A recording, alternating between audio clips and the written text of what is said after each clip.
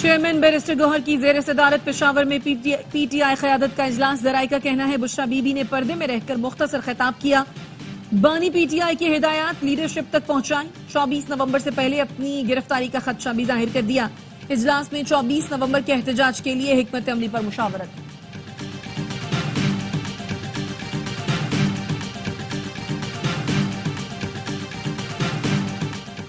دوبارہ خلل نہ ڈالا گیا تو ہم حالات سنوار لیں گے. تحریک انصاف نے پاکستان کی ساکھ کو نقصان پہنچانے کے سوا کچھ نہیں کیا. لیگی قائد میاں محمد نواز شریف کی لندن میں میڈیا سے گفتگو. کہا بانی پی ٹی آئی نے قمر جاوید باجوہ اور فیض حمید کے ساتھ مل کر ہمارے خلاف کیا کچھ نہیں کیا. عدلیہ سے ساز باز کر کے منتخب وزیر اعظم کو ہٹایا گیا. ہم نے بدترین ظلم برداشت کیے. یہ کس بات کا تانا دیتے ہیں؟ غلط اور گمراہ کن معلومات کا تیزی سے پھیلاؤ ایک اہم چیلنج ہے. کسی عالمی تنازع کا حصہ نہیں بنیں گے. پاکستان دنیا اور خطے میں امن و استحکام کے لیے اہم کردار ادا کر رہا ہے. Army chief general Asim Munir کا اسلام آباد میں مارگلہ ڈائیلاگ سے خطاب. کہا فتنہ الخوارج دنیا کی تمام دہشت گرد تنظیموں اور پراکسیز کی آماج گاہ بن چکی. توقع ہے افغان عبوری حکومت دہشت گردی کے خلاف سخت اقدامات کرے گی.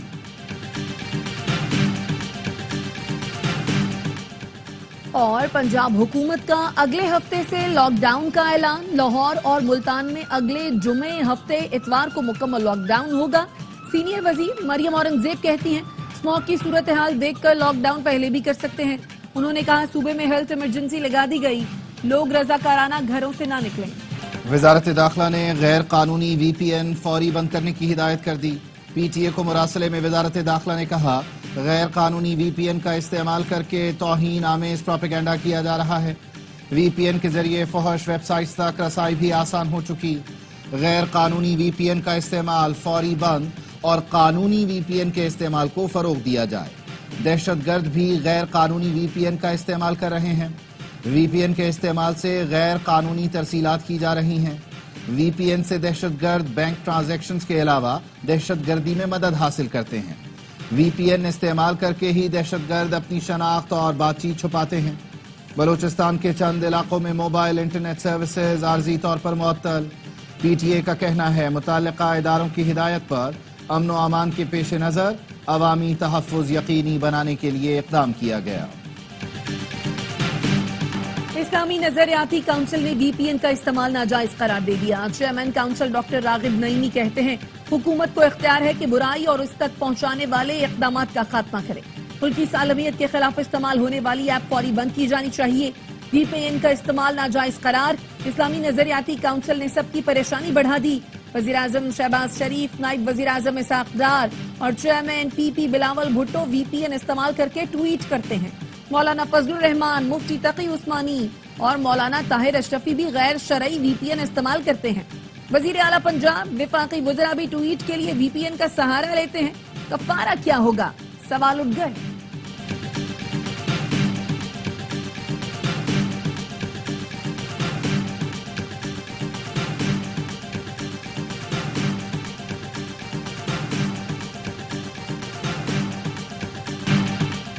تحریک کا نقطہ آغاز پورا ملک ہوگا. ہر جگہ سے لوگ نکلیں گے. فائنل کال آ گئی ہے. اس میں تبدیلی نہیں ہوگی. جو بھی ظلم ہوگا اس کا سامنا کریں گے. پی ٹی آئی کے سیکرٹری جنرل سلمان اکرم راجہ کہتے ہیں حکومت نے معلومات تک رسائی کو بند کر رکھا ہے. کسی کو بھی گرفتار کر لیا جاتا ہے. ہمارا آئینی اور قانونی حق ہے. ہم کوئی غلام قوم نہیں. آئی سی سی نے بھارت سے چیمپئنز ٹرافی کے لیے پاکستان آ جانے کی تحریری وجوہات مانگی. ذرائع کا کہنا ہے بھارتی کرکٹ بورڈ کو قوانین کے تحت ٹھوس وجوہات بتانا ہوں گی. تحریری وجوہات جائز نہ ہوئی تو آئی سی سی بھارت کو پاکستان آنے کا کہے گا. بھارت نہ مانا تو چیمپئنز ٹرافی میں نئی ٹیم کو شامل کیا جا سکتا ہے. بھارتی ٹیم کی عدم شرکت سے آئی سی سی کو $50 کروڑ کا نقصان ہو سکتا ہے. پاک بھارت میچ نہ ہونے سے نقصان کا تخمینہ $10 کروڑ لگایا گیا. بھارت کا چیمپئنز ٹرافی کے ٹور پر بھی اعتراض. انڈین میڈیا نے دعویٰ کیا ہے کہ بھارت کے مطالبے پر آئی سی سی نے ٹرافی آزاد کشمیر نہ لے جانے کا کہہ دیا. ذرائع پی سی بی نے بھارتی میڈیا کا دعویٰ مسترد کر دیا. کہا بھارت کا آئی سی سی ٹرافی ٹور پر اعتراض ناجائز ہے. ٹرافی کا شیڈیول اور روٹ آئی سی سی کا منظور کردہ ہے. آئی سی سی خود روٹ اور شیڈیول فائنل کرنے کے بعد کیسے اعتراض کر سکتا ہے؟ ماضی میں شیڈیول اور ٹرافی ٹور کا روٹ فائنل ہونے کے بعد کبھی تبدیل نہیں ہوا. انڈیا 2023 کی ورلڈ کپ ٹرافی لداخ کے متنازع علاقے کیسے لے گیا تھا؟ ٹرافی کل اسکردو سے سفر کا آغاز کرے گی۔ روٹ میں ہنزا، گلگت، مری اور مظفر آباد بھی شامل ہیں۔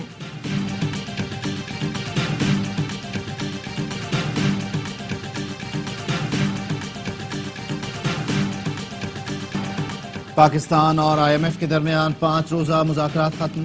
ترقیاتی بجٹ میں کٹوتی نہ کرنے اور بے نظیر انکم سپورٹ پروگرام کا وظیفہ بڑھانے پر آئی ایم ایف راضی۔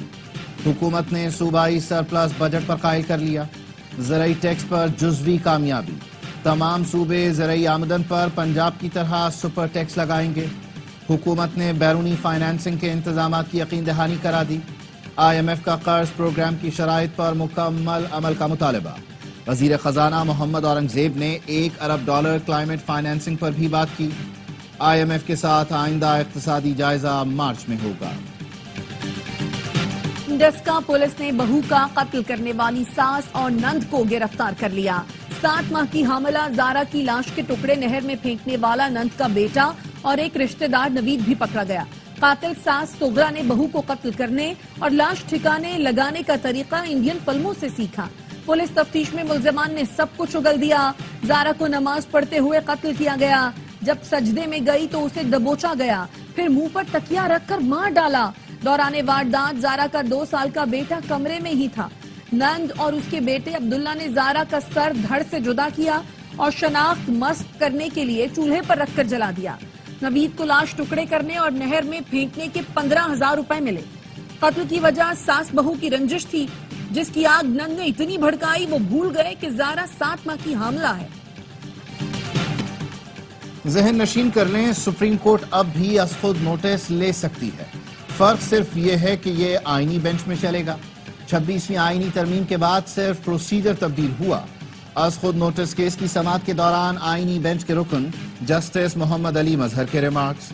وکیل درخواست گزار نے کہا تھا آئینی ترمیم کے بعد اب سپریم کورٹ از خود نوٹس نہیں لے سکتی۔ سپریم کورٹ کے آئینی بینچ کی آئندہ ہفتے کے لیے کاز لسٹ جاری۔ آڈیو لیگ کمیشن کی تشکیل کے خلاف کیس سنا جائے گا۔ 18 نومبر کو آزاد امیدواروں کو سیاسی پارٹی میں شمولیت لازمی قرار دینے کی درخواست پر سماعت ہوگی۔ 20 نومبر کو سنی اتحاد کونسل کو پارلیمانی پارٹی ڈکلیئر کرنے کے خلاف درخواست سماعت کے لیے مقرر کر دی گئی۔ بانی پی ٹی آئی جو بھی کال دیتا ہے وہ مس کال ہے۔ گورنر سندھ کامران ٹیسوری کی نارتھ کراچی میں گفتگو۔ کے ایم سی کے آپریشن سے متاثرہ دکانداروں سے ملاقات کے بعد گورنر سندھ نے کہا کسی کے ساتھ ناانصافی یا ظلم نہیں ہونے دیں گے۔ دکانداروں کو یقین دلاتا ہوں آپ کا روزگار نہیں چھینا جائے گا۔ آپ کا مسئلہ حل نہ ہو رہا ہو تو گورنر ہاؤس آ کر گھنٹی بجا سکتے ہیں۔ گورنر سندھ سے اپوزیشن لیڈر سندھ اسمبلی علی خورشیدی کی ملاقات۔ کامران ٹیسوری نے کہا اسمبلی میں عوام کی بھرپور ترجمانی کریں اور مسائل کو اجاگر کریں۔ وفاق سے جو تعاون درکار ہوگا اس میں مدد کروں گا۔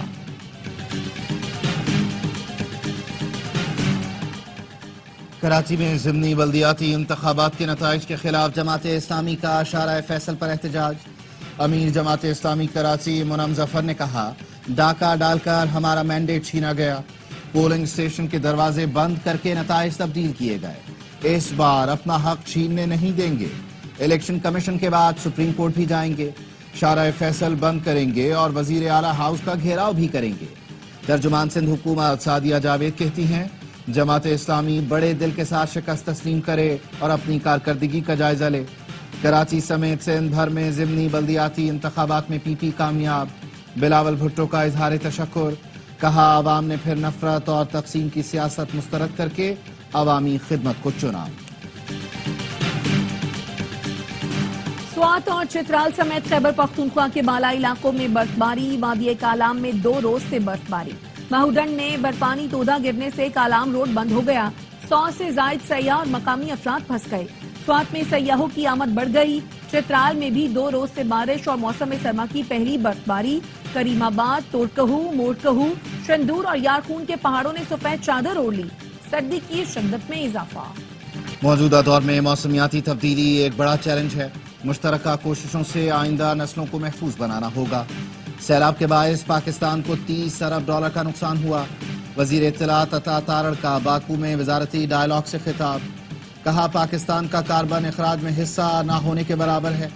ثقافت کے تحفظ اور سیاحت کے فروغ کے لیے مل کر کام کرنا ہوگا۔ وزیر اعلیٰ پنجاب کی واپسی پر آپ کو اسموگ پر لانگ ٹرم پالیسی پر بات کرنی چاہیے، کم از کم 10 سال کی پالیسی بنانی چاہیے۔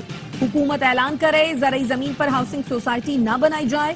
اسموگ کے تدارک کیس میں لاہور ہائی کورٹ کے جسٹس شاہد کریم کے ریمارکس۔ ایڈوکیٹ جنرل پنجاب نے موقف اپنایا، پنجاب میں الیکٹرک بسیں چلانے کے لیے بجٹ مختص کر دیا، آئندہ سال جون تک الیکٹرک بسیں سڑکوں پر ہوں گی۔ اسموگ کے حوالے سے پنجاب حکومت سنجیدگی سے کام کر رہی ہے۔ ہائی کورٹ نے بیجنگ کا ماڈل دیکھ کر عدالت کی معاونت کرنے کی ہدایت کر دی، سماعت اگلے ہفتے تک ملتوی۔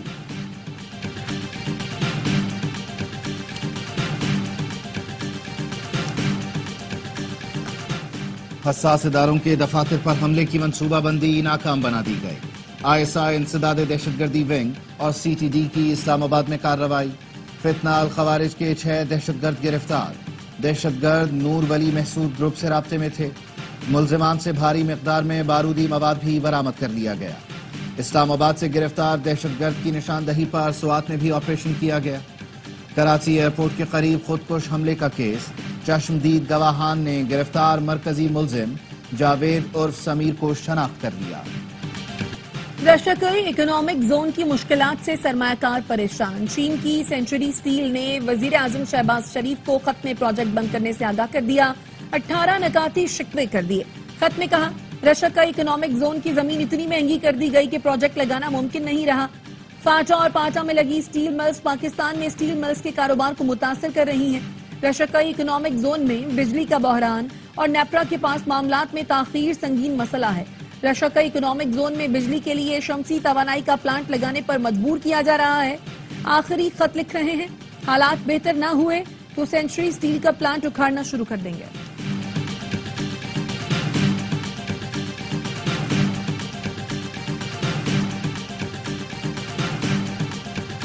کابینہ کی نجکاری کمیٹی نے PIA کی نجکاری کی بولی مسترد کر دی۔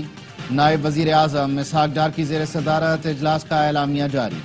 PIA کو گورنمنٹ ٹو گورنمنٹ فروخت کرنے کی تجویز پر بھی غور کرنے کا فیصلہ۔ اعلامیے میں کہا گیا کابینہ نے 10 ارب روپے کی بولی کو غیر حقیقی قرار دے کر مسترد کیا۔ PIA اثاثوں مالیاتی صورتحال پر ایوییشن ڈویژن نے درست اندازہ لگایا۔ PIA روزویلٹ ہوٹل کی نجکاری کے لیے مالیت کے اندازے کی خصوصی کمیٹی قائم۔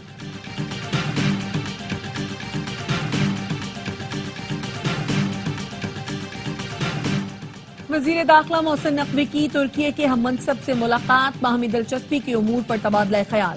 ترک وزیر داخلہ نے پاکستانی قیدیوں کی وطن واپسی کے لیے تعاون کی یقین دہانی کرائی۔ محسن نقوی نے کہا پاک ترکی تعلقات پائیدار شراکت داری میں بدل رہے ہیں۔ 23 اکتوبر کو انقرہ میں دہشت گردوں کے حملے کی شدید مذمت، ترک ہم منصب کو پاکستان کے دورے کی دعوت دی۔ وزیر داخلہ ترکیہ نے کہا پاکستان برادر ملک ہے، جلد اسلام آباد کا دورہ کروں گا۔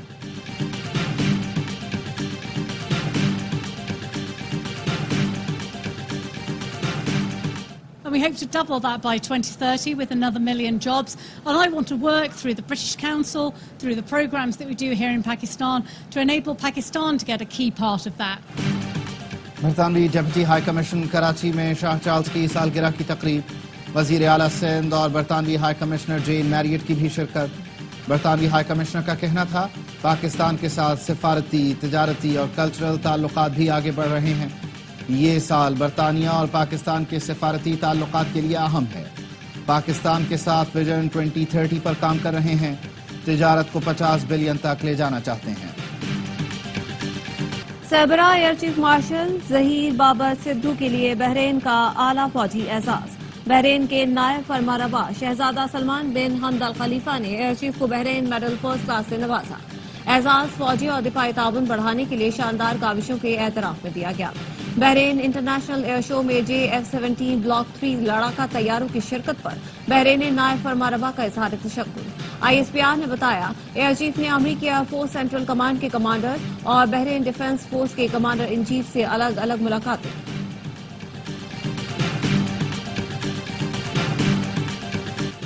ایران میں حجاب کی مخالف خواتین کا نفسیاتی علاج ہوگا۔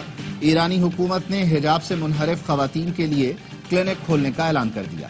غیر ملکی میڈیا کے مطابق ایرانی حکومت کی جانب سے تہران میں نئے کلینک کے لیے منصوبہ بندی کا اعلان سامنے آیا ہے۔ اس منصوبے کی نگرانی کرنے والی مہری طلیبی کا کہنا ہے یہ ایران کا پہلا کاؤنسلنگ کلینک ہے جو بے حجاب خواتین کا سائنسی اور نفسیاتی طریقہ کار سے علاج کرے گا۔ میں 24 گھنٹے میں 24 فلسطینی شہید، دیر البلح میں گھر پر بمباری میں بچے سمیت 3 افراد شہید ہو گئے۔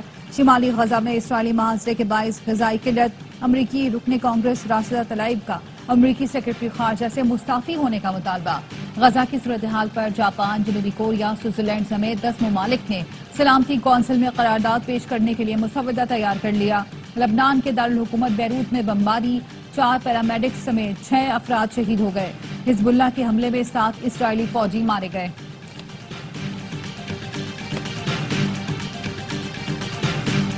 پاکستان کرکٹ ٹیم برسبن سے سڈنی پہنچ گئی۔ پاک آسٹریلیا دوسرا T20 کل کھیلا جائے گا۔ 3 میچوں کی سیریز میں کینگروز کو 1-0 کی برتری۔